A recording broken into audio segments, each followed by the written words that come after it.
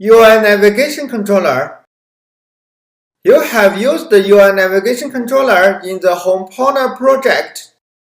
In this chapter, we will discuss the detail of UI Navigation Controller. A UI Navigation Controller maintains an array of view controllers presenting related information in a stack. When a UI view controller is on top of the stack, its view is visible.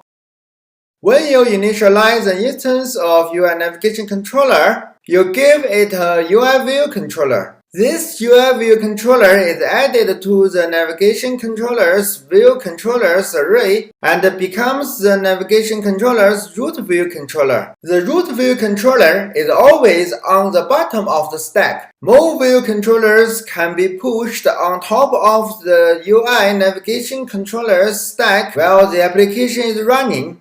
These view controllers are added to the end of the view controllers array that correspond to the top of the stack. UI Navigation Controller's top view controller property keeps a reference to the view controller at the top of the stack. When a UI view controller is pushed onto the stack, its view slides on screen from the right. When a stack is popped, the top view controller is removed from the stack and its view slides off to the right, exposing the view of the next view controller on the stack, which becomes the top view controller. UI Navigation Controller is a subclass of UI View Controller, so it has a view of its own. Its view always has two subviews, a navigation bar and the view of the top view controller. Reopen the Home Corner project. Let's delete the old UI Navigation Controller in main.storyboard and edit it again. Open main.storyboard and select the Items View Controller. Then choose Embedded In and then Navigation Controller. This will set the Items View Controller to be the root view controller of a UI Navigation Controller. Now, set the Navigation Controller as the initial view controller. Build and run the application. Because the UI Navigation Controller's stack is an array, it will take ownership of any view controller added to it. When the stack is popped, the D2 view controller is destroyed. The next time a row is tapped, a new instance of D2 view controller is created. While you can edit this data, the UI table view will not reflect these changes when you return to it. Appearing and disappearing views.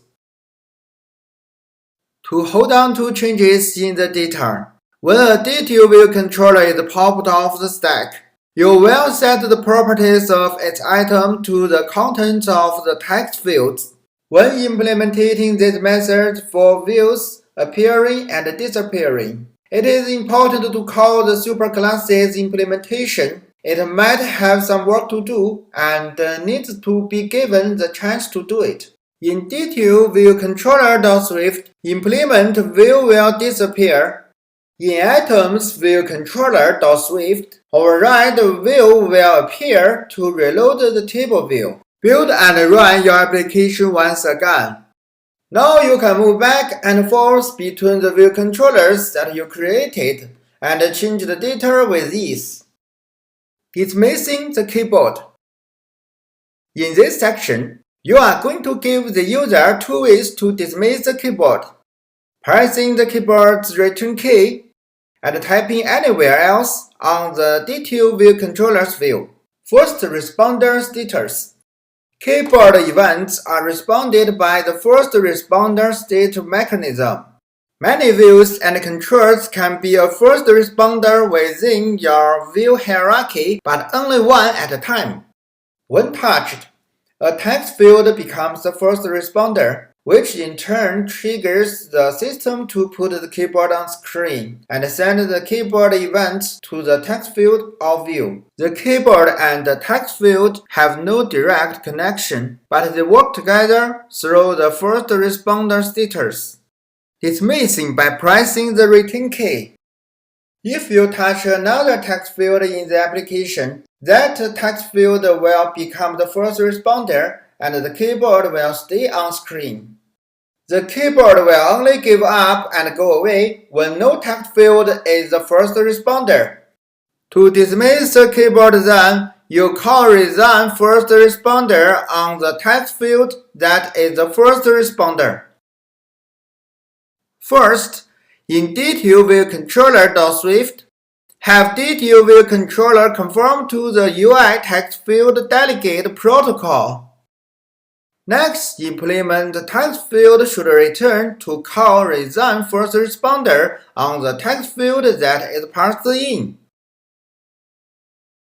Finally, open main.storyboard and connect the delegate property of each text field to the DTOViewController. Control drag from each UI text field to the DTOViewController and choose delegate. You do not connect the delegate of value text field for the time being so that you can compare the effect. Build and run the application. Type a text field and then press the return key on the keyboard. The keyboard will disappear. To get the keyboard back, touch any text field. As you see, dismissing by pressing the return key does not work for value text field. Let's make a delegate connection and then test it again. Dismissing by typing elsewhere. It will be stylish to also dismiss the keyboard if the user types anywhere else on DTOViewController's view. Open main.storyboard and drag type gesture recognizer into the DTOViewController. You will see a reference to this gesture recognizer in the scene doc. In the project navigator, option-click DTOViewController.Swift to open it in the assistant editor. Control-drag from the type gesture recognizer in the storyboard to the implementation of DTOViewController. On the pop-up, set name to background typed and choose type to UI type gesture recognizer. Click Connect and the stub for the action method will appear in DTOViewController.Swift. Update the method to call and editing on the view of DTOViewController. Calling and editing is a convenient way to dismiss the keyboard without having to know which text field is the first responder. If so, then resign first responder is called on that particular view. Build and run the application. When you tap the background view, the keyboard will dismiss. In debug slow animations mode, when the user taps the back button, you will see that the keyboard dismissing is not smooth. To dismiss the keyboard more smoothly when the user taps the back button, it's better to call and editing in view will disappear. Finally, open main storyboard and the navigation item of Items View Controller needs some speed and polish. Set a title for this page and then update the Add Button's image property. Build and run your application. Tap on a text field to show the keyboard. Tap on back button. The keyboard will disappear more smoothly. Leave the slow animations mode. Tap on the view outside of a text field. The keyboard will disappear. Challenge: pushing more view controllers. Change items so that they can, and then add a button underneath the date label in DTOViewController with the title Change Date. When this button is tapped, push another view controller instance onto the navigation stack. This view controller should have a UI data picker instance that modifies the data created property of the selected item. Okay, that's all. See you next time.